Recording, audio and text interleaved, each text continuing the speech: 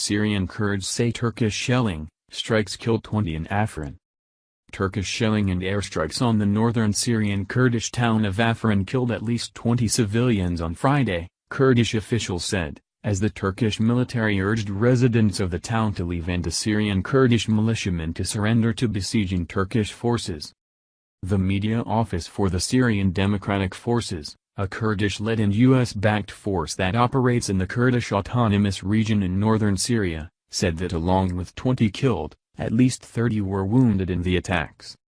Victims lay dead in the streets in pools of blood, according to a video from the Britain-based Syrian Observatory for Human Rights, which monitors Syria's 7-year civil war and which put the death toll at 18.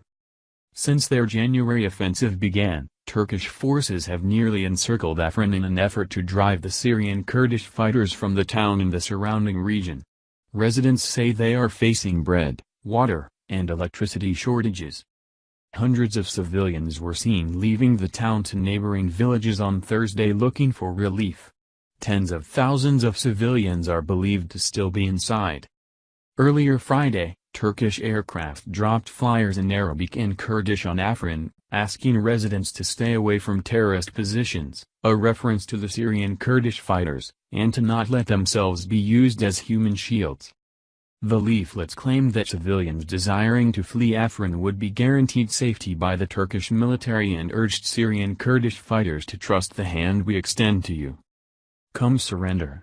A calm and peaceful future awaits you in Afrin, the leaflets read.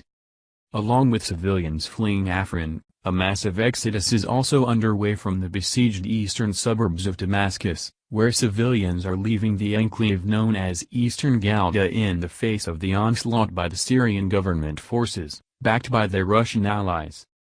Russia's Foreign Minister Sergei Lavrov said on Friday that the Russian military and the Syrian government would extend the ceasefire in Damascus' rebel-held suburbs as long as it takes to allow all the civilians to leave the area.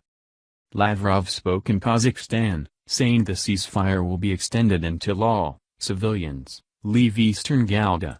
The Russian Defense Ministry said that 2,000 people had exited the rebel-held suburbs by early morning.